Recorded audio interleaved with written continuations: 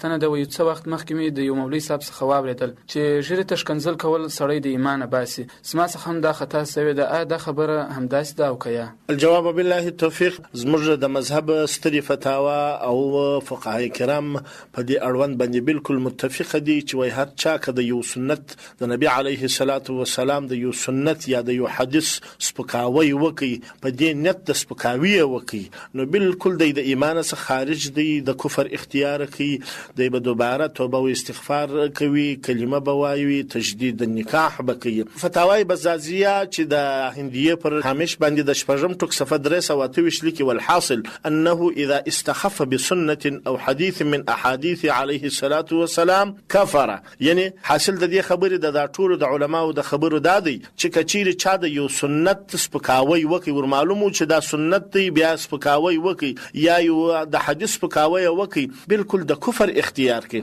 او په کفر اختیارولو سره چې یبطل العمل والنکاح وما فيه خلاف يؤمر بالاستغفار والتوبه والتجديد النکاح. علامه شامی رحمه الله لیکي چې په داسې صورت کې کله چا د یو سنت سپکاوی وکي، بالکل د ټول اعمال باطلیږي، نکاح باطلیږي او دی به توبه کوي، استغفار به کوي، خپل نکاح به نوي کوي. همداسې علامه لدانوي شهید رحمه الله په اپ کې مسائل دویم ټوک صفحه 3 کې لیکي، ژره د ټولو پیغمبرانو او د نبی علیه الصلاة والسلام سنت پاتې شوی ده، او د نبی علیه الصلاة والسلام په یو شی سره پسخند وهل بالکل د ښکارا کفر دی.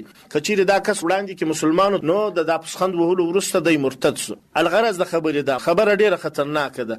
کته ته دا معلومه و چې ژره سنت ده او د نبی علیه الصلاة والسلام سنت ته دغه باوجود ته د سنت په خاطر د جس پکاوي کړی دی، نو ښکارا خبره ده، ډیره خطرناکه خبره ده. تبڅه کوي توبه به کوي، استغفار به رب ته کوي، دوباره به کلمه وایي په زړه سره او په ژبه سره، په اخلاص، په اقرار باللسان او تصدیق بالقلب په زړه سره به کوي، او همداسې به خپل کچيري د نکاح کړي وي، دوباره به خپل نکاح نه وي کوي.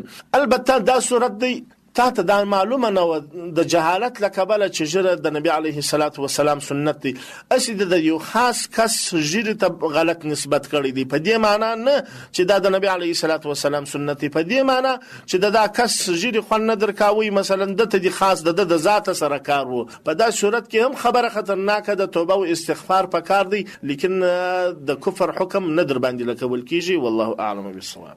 تعلیم الاسلام رادیو.